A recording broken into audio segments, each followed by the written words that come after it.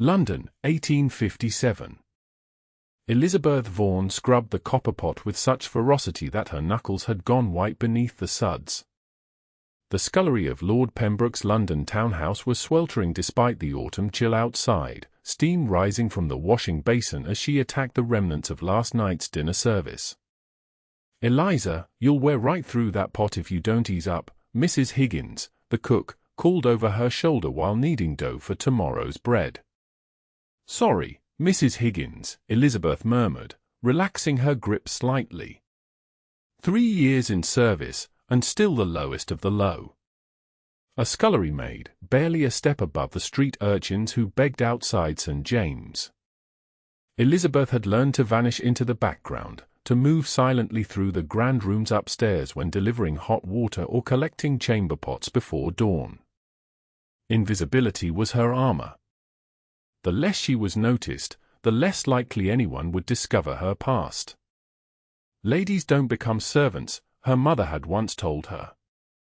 But ladies whose fathers gambled away their fortunes and then threw themselves into the Thames had few options. Elizabeth had taken what she could get, scrubbing pots, emptying slops, and nursing the bitter belief that gentility was merely a veneer over cruelty, and that those born to privilege were destined to destroy those beneath them. The kitchen bells jangled. Mrs. Finch, the housekeeper, swept into the kitchen, her keys jingling at her waist. "There's been an accident in the street. A gentleman injured. Lord Pembroke has commanded we bring him in and tend to him until a doctor arrives." The household erupted into motion. Elizabeth remained at her basin until Mrs. Finch pointed directly at her. "You, Eliza. You've a steady hand. You'll help with the injured man." Elizabeth dried her raw hands on her apron. "But Mrs. Finch, I haven't any nursing skills. Can you hold a cloth to a wound? Can you follow simple instructions? Then you have all the skills required." Mrs. Finch was already moving toward the servants' stairs. "Come along, girl. Now." Moments later, Elizabeth found herself in the rarely used blue guest chamber, watching as 2 footmen carried in a tall figure whose fine clothes were now torn and blooded. His face was partially obscured by a makeshift bandage, but she could see he was young, perhaps 30, with a strong jaw now clenched in pain. "Carriage accident," Lord Pembroke explained to his wife. "Horse spooked by a street vendor's cart. Threw the poor fellow clear into the iron railings. No identification on him, but his clothing suggests quality. Set him down gently," Lady Pembroke directed. "Eliza, fetch hot water and clean linens." As Elizabeth hurried to comply, she heard Lord Pembroke add, "I've sent for Dr. Reynolds. I'll leave you ladies to make him comfortable." When Elizabeth returned with the requested items, Lady Pembroke was already instructing the footman to cut away the stranger's coat. "The doctor will be some time. There's been a fire in Cheapside drawing all available physicians. Eliza, you will stay and tend to him. Keep his wounds clean and the bleeding stanched until Dr. Reynolds arrives." "Yes, my lady," Elizabeth replied, though inside she trembled. The last time she had tended a broken man, it had been her father, pulling him from the river's edge. Too late. Lady Pembroke swept from the room with a final instruction, "Keep him alive, girl. I'll not have a man dying in my guest chamber." Elizabeth approached the bed where the stranger now lay, his breathing shallow. Carefully, she removed the crude bandage from his forehead. A deep gash ran from his temple into his hairline, still seeping blood.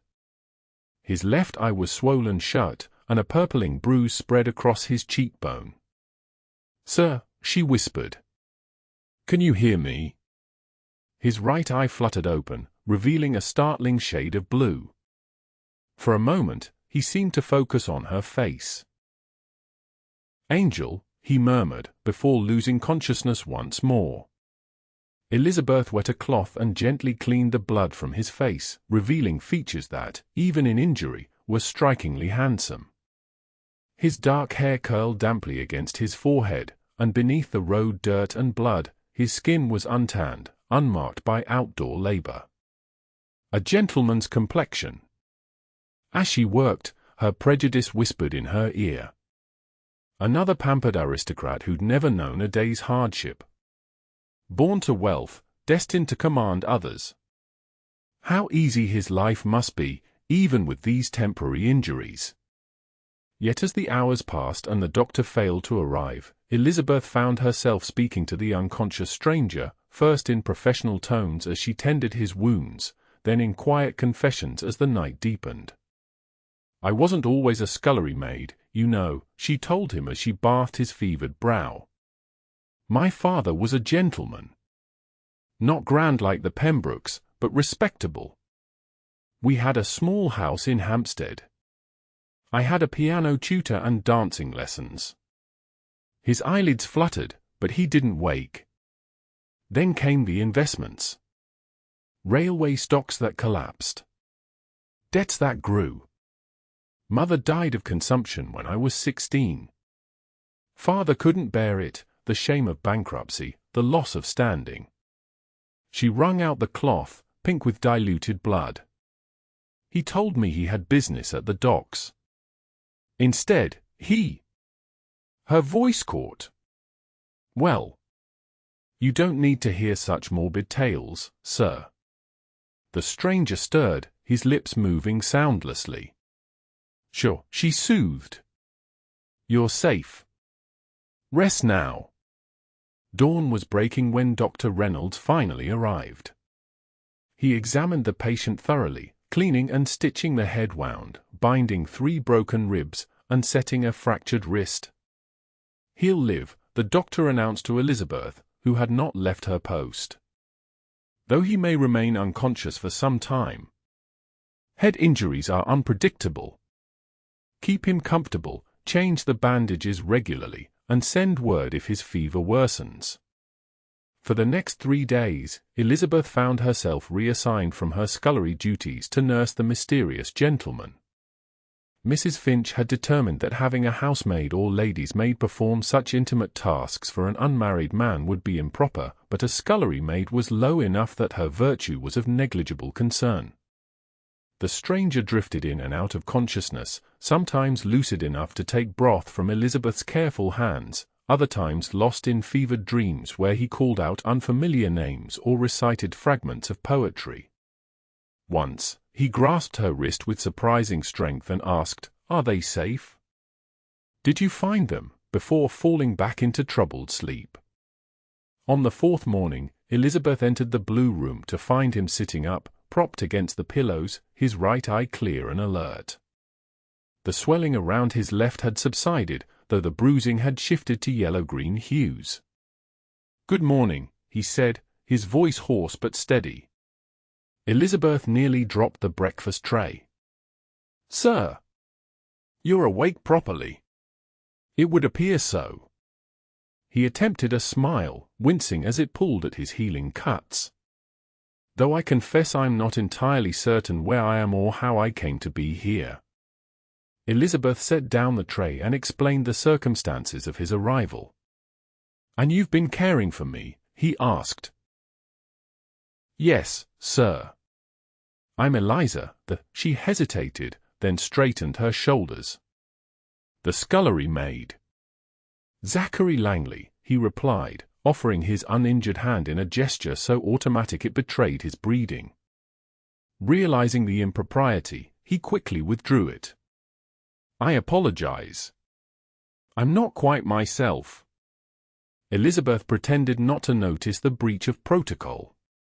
"You've had a serious injury, Mr. Langley. The doctor says you must rest." "Zachary, please," he insisted, then frowned. "Though I suppose that's terribly inappropriate." Something about his self-awareness softened Elizabeth's usual defense against the upper classes. "Perhaps when we're alone, sir, as you're still recovering your faculties." Over the following week, as Zachary regained his strength, Elizabeth found her duties increasingly divided between the scullery and the blue room. The household had attempted to discover the gentleman's identity beyond his name, but with no success. His clothes, though fine, bore no tailor's marks, and he carried no calling cards or correspondence when injured. Zachary himself claimed his memory remained fragmented. He recalled his name, his education at Cambridge, vague details of a country estate. But his current address, his family connections, even his occupation remained shrouded. "It's the oddest sensation," he told Elizabeth as she changed his bandages. "Like looking through fog at a familiar landscape. I know it's there, but I cannot make out the details." "The doctor says it will return in time," Elizabeth assured him, trying to ignore how her pulse quickened when her fingers brushed his skin. "I hope so. I must be causing tremendous inconvenience to Lord Pembroke." "His lordship is not lacking in resources," Elizabeth said, a hint of her old bitterness coloring her tone. Zachary caught her wrist gently. "You disapprove of wealth, Eliza." She withdrew her hand, busying herself with the bandages. "I disapprove of nothing, sir. It's not my place. Yet you have opinions. I've heard them in your voice these past days." Elizabeth's cheeks flushed. "Forgive me if I've been improper." "Not improper. Human." Zachary leaned back against the pillows. "I've enjoyed our conversations." "You've read widely for a—" he stopped himself. "For a scullery maid," Elizabeth finished, more sharply than intended. "For anyone," he amended. "Your knowledge of Shakespeare alone exceeds that of most university men I've known." The compliment, delivered without condescension, disarmed her. "My father believed in education for both sexes. Before our circumstances changed." Something in her tone must have conveyed the depth of that change, for Zachary did not press further. Instead, he said, "Would you read to me? There must be books in this house, and my head still aches when I try to focus on pages." That afternoon began a new routine. Each day, after completing her morning duties in the scullery, Elizabeth would bring Zachary his luncheon and then read to him for an hour. They began with a volume of Tennyson borrowed from Lord Pembroke's library, then moved to Walter Scott's romances. During these sessions, Zachary's memory seemed to flicker back in fragments. He recalled a sister named Charlotte, winters in Bath, a childhood dog called Brutus. Yet the central facts of his current life, his home, his position, his connections, remained elusive. "It's maddening," he confessed 2 weeks after his accident. He was now able to walk short distances, though his ribs still bound him in pain and his wrist remained splintered. "I know I have responsibilities. People who depend on me. Yet I cannot recall what or who they might be." Elizabeth, who had just finished a chapter of Ivanhoe, closed the book. "Perhaps you're not meant to remember yet. Perhaps this is a reprieve." "A reprieve from what?" "From whatever obligations weigh upon you in your real life." Elizabeth smoothed her apron. "Here, you're just a man recovering from injuries. No responsibilities except healing." Zachary studied her face. "And why would I need such a reprieve?" Elizabeth looked away, embarrassed by her presumption. "I shouldn't speculate, sir." "But you have. Please, I'd like to hear your thoughts." She hesitated, then said, "When you dream, you speak of burdens. Duties. Sometimes you seem frightened. As though you're failing at something important."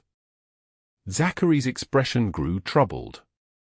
"What else do I say in these dreams?" Elizabeth hesitated. "You speak of promises. And once, you asked if they were safe." "They," he repeated. "Who could that be?" Before Elizabeth could respond, the door opened and Mrs. Finch entered. "A gentleman has arrived claiming acquaintance with our patient," she announced. "A Mr. Holloway." Zachary looked blank. "Holloway? I don't recall. He says he's your solicitor, sir," Mrs. Finch explained. "Lord Pembroke has shown him to the drawing room." "I should go down," Zachary said, attempting to rise. He winced, pressing a hand to his ribs. "You're not strong enough for stairs yet," Elizabeth protested. "Let him come to you." Mrs. Finch's eyebrows rose at the familiarity of Elizabeth's tone, but she merely said, "I'll inform his lordship of your condition, sir." After she departed, Elizabeth helped Zachary into a dressing gown borrowed from Lord Pembroke's wardrobe. As she straightened his collar, their faces came close enough that she could feel his breath against her cheek. "Eliza," he said softly, "if this man truly knows me, everything will change." She stepped back, suddenly aware of the impropriety of their position. "Of course it will, sir. You'll return to your life. And you to yours." There was a weight to his words that made her heart constrict. Before she could respond, the door opened again, and a thin, spectacled man in sober black entered, followed by Lord Pembroke. "My lord!" The newcomer rushed forward. "We've been searching everywhere for you these 3 weeks past." "When we received Lord Pembroke's message—" "Forgive me," Zachary interrupted, "but you have me at a disadvantage. You know me, clearly, but I—" "Has suffered memory loss from his injuries," Lord Pembroke explained. "Dr. Reynolds says it may be temporary." The solicitor looked stricken. "You don't recognize me? Edward Holloway? I've managed your legal affairs for the past 5 years. Zachary shook his head. "I'm sorry. Perhaps if you told me more about myself, it might spark recognition." Elizabeth moved to leave, but Zachary caught her hand.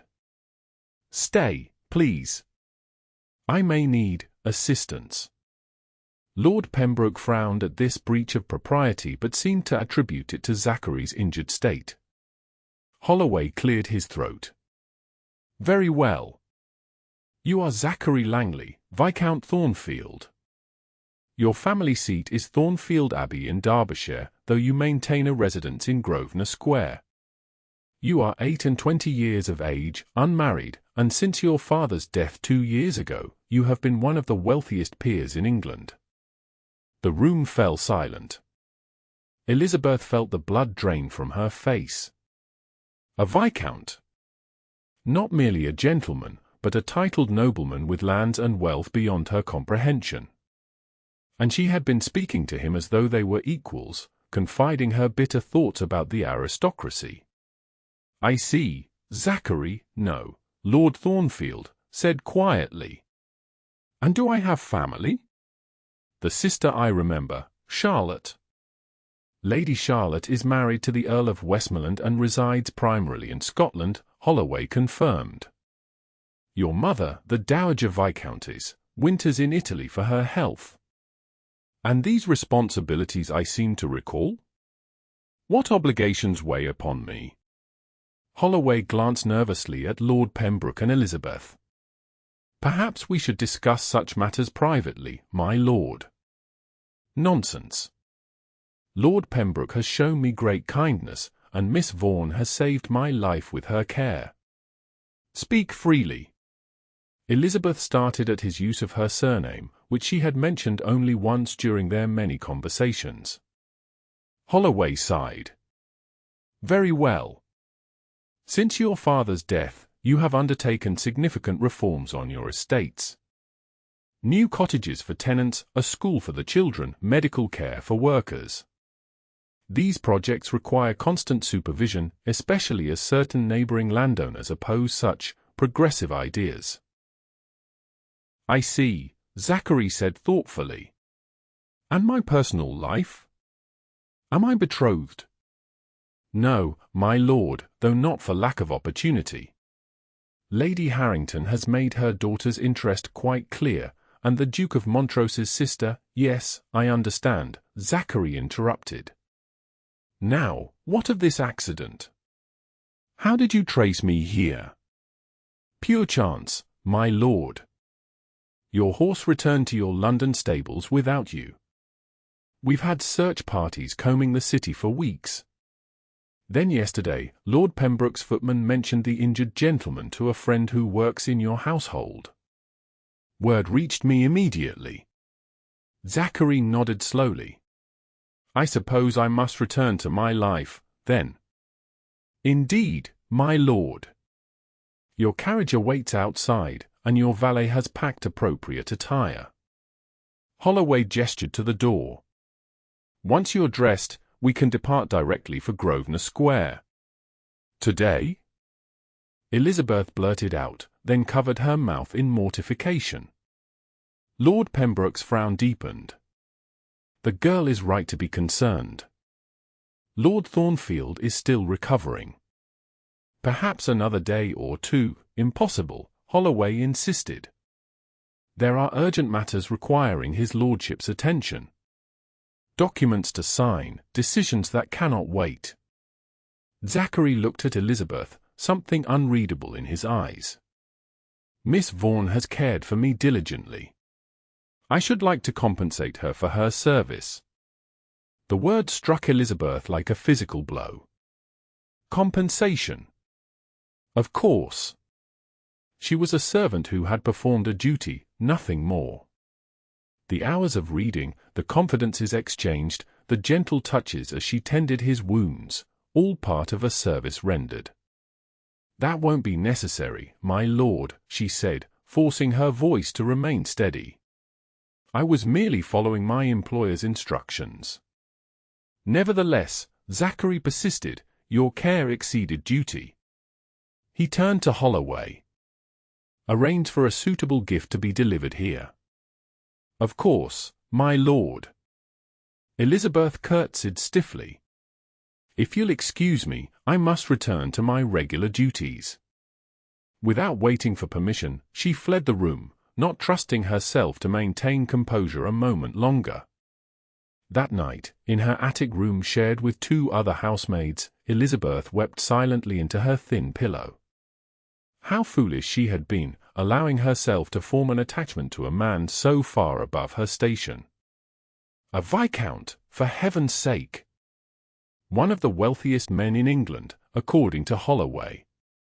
She had revealed parts of herself to him that she had shared with no one else, her father's suicide, her fallen circumstances, her resentment toward the privileged classes. And all the while, he had been the very embodiment of that privilege. The next morning, Mrs. Finch found her in the scullery. Lord Thornfield departed last evening, she announced. He left this for you. She handed Elizabeth a small velvet pouch. Inside was a gold sovereign, a generous tip, more than a month's wages. Also this note. Mrs. Finch passed over a sealed letter. Elizabeth tucked both into her pocket, unable to examine either under the housekeeper's watchful eye. Only hours later, hiding in the linen cupboard, did she break the seal and read, Miss Vaughn, words cannot express my gratitude for your care these past weeks. The sovereign enclosed is merely a token until a more suitable acknowledgement can be arranged.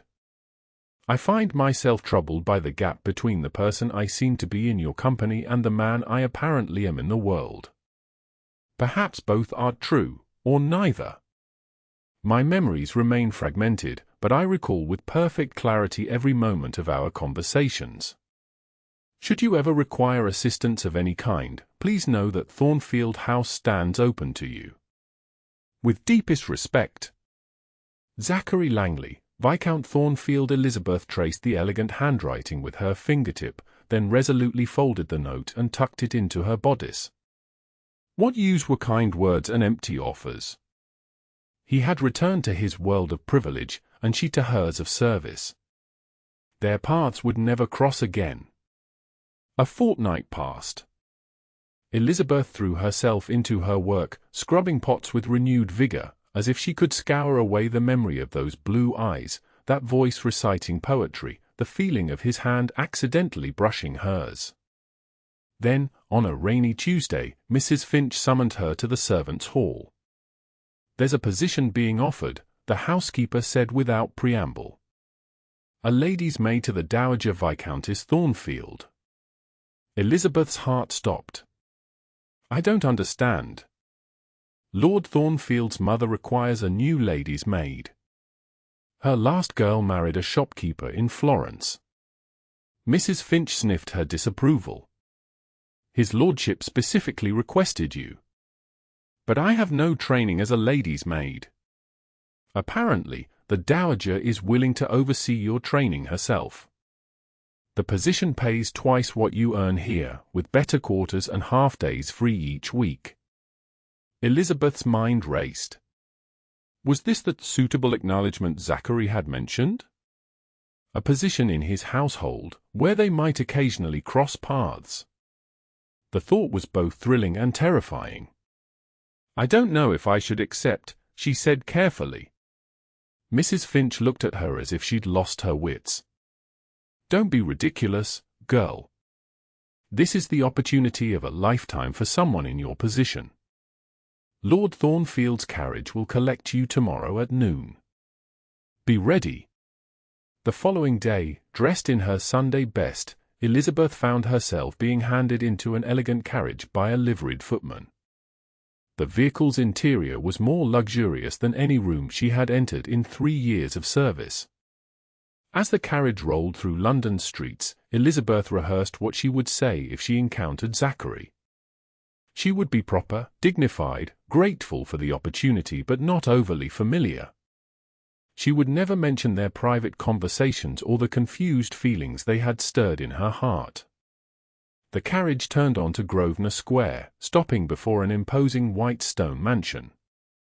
A butler greeted her at the door with a formal bow.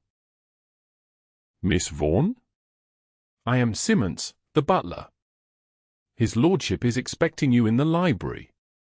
Elizabeth's carefully prepared speech dissolved into panic. "His lordship? I thought I was to meet the Dowager Viscountess."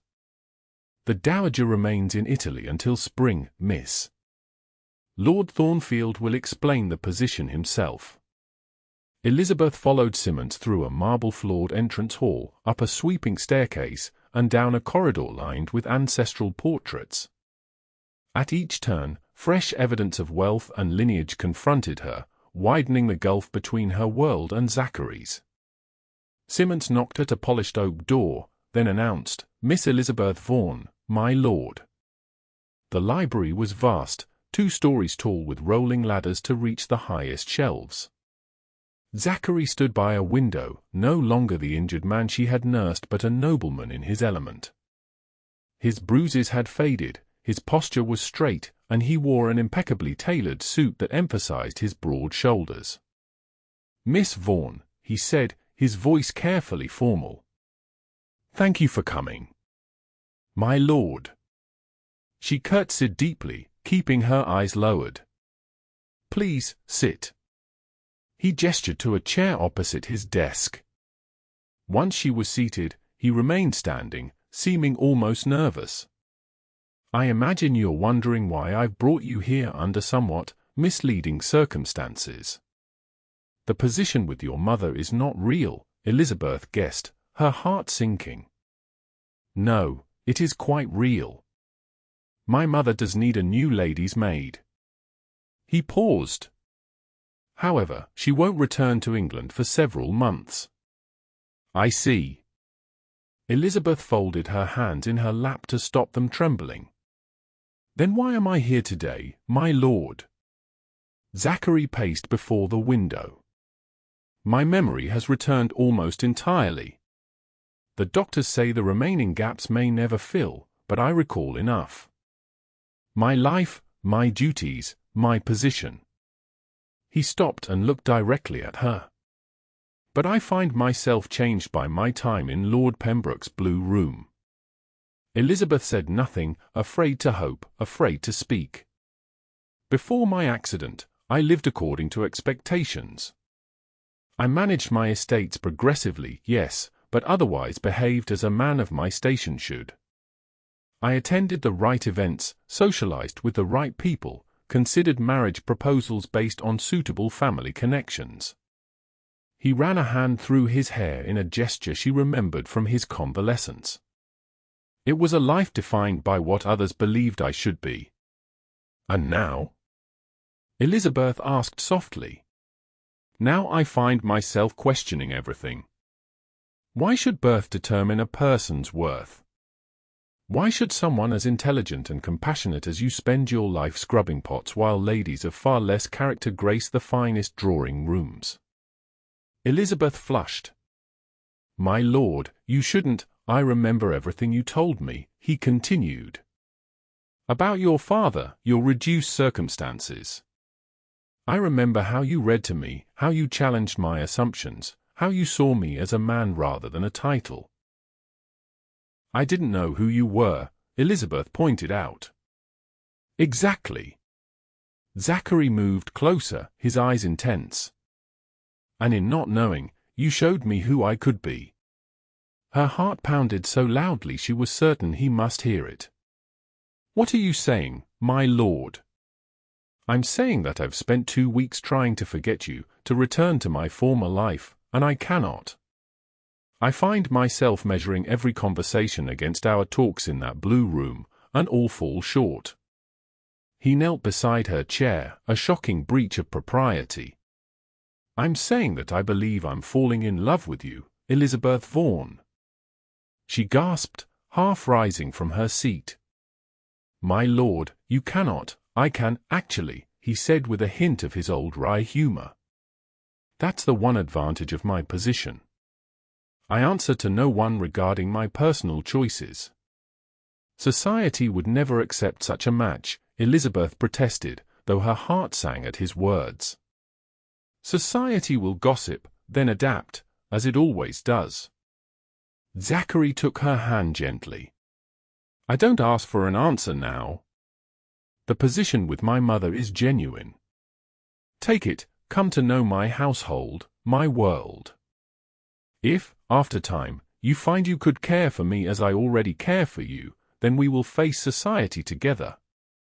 And if I cannot, then you will have a respectable position, security, and my lasting friendship. His eyes held hers. I ask only for the chance to prove that the man you knew in that blue room exists within the Viscount. Elizabeth's mind raced through all the reasons to refuse, the scandal that would follow, the certain opposition from his family, the whispers that would dog their every appearance.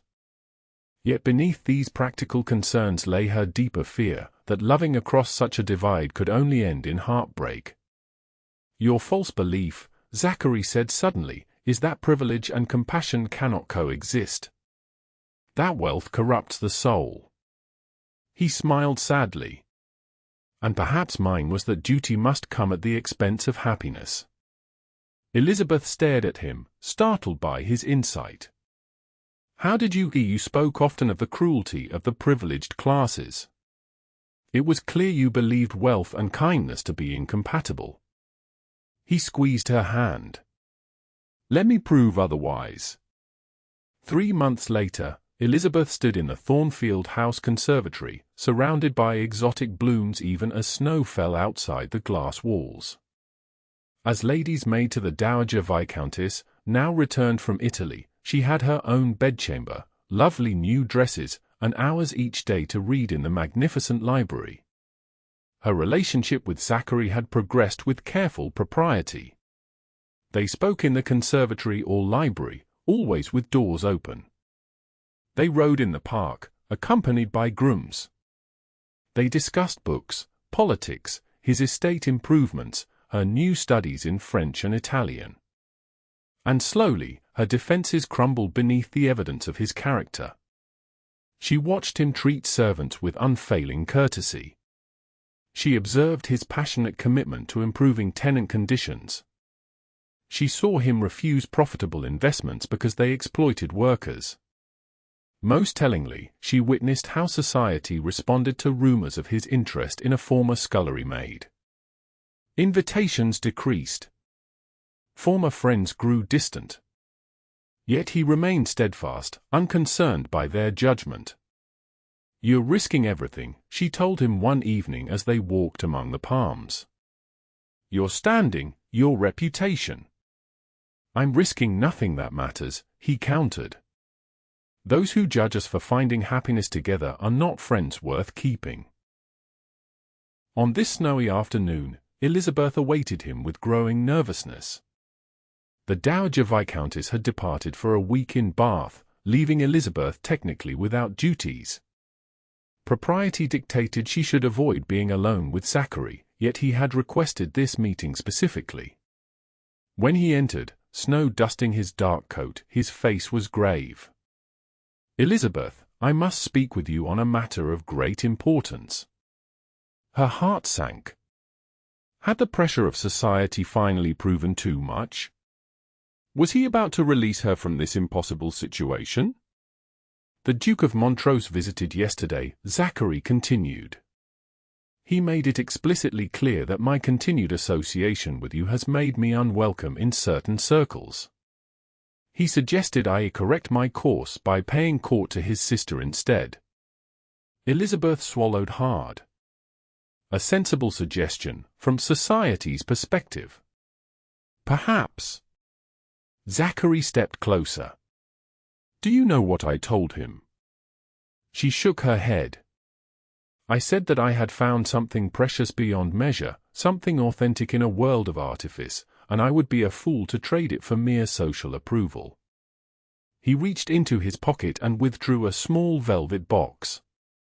"Then I asked for his blessing to use the family chapel for a wedding. He refused, of course." Elizabeth stared at the box, scarcely breathing. "I do not need his chapel," Zachary continued, opening the box to reveal a sapphire ring surrounded by diamonds. "St. George's in Hanover Square will serve just as well, assuming the bride consents." "Zachary," she whispered, using his given name for the first time since discovering his identity. "You cannot mean, I have never meant anything more sincerely." He took her hand. "Elizabeth Vaughn, these past months have confirmed what I knew in my heart from our first real conversations. You are the woman I wish to spend my life with. Your intelligence, your compassion, your strength in the face of adversity, these are worth more than any bloodline or fortune." Tears filled Elizabeth's eyes. "The scandal will be enormous." "Let it be. We will weather it together." Zachary knelt before her, still holding the ring. "Will you marry me, Elizabeth? Will you help me build a life based on the truth we discovered together, that worth comes from character, not circumstance, and that love is the only privilege that matters?" Elizabeth looked down at this man, this Viscount who knelt before a former scullery maid, and saw not his title or his wealth, but the soul she had come to love. The man who had been revealed in that blue room, vulnerable and true. "Yes," she said, her voice strong and clear. "Yes, I will marry you." As he slipped the ring onto her finger, Elizabeth realized that her father had been wrong. A lady could become a servant, but more importantly, a servant could become a lady, if lady meant a woman of courage, integrity, and love. The world might whisper, but she and Zachary would face it together, transformed by the truth they had discovered in each other's arms.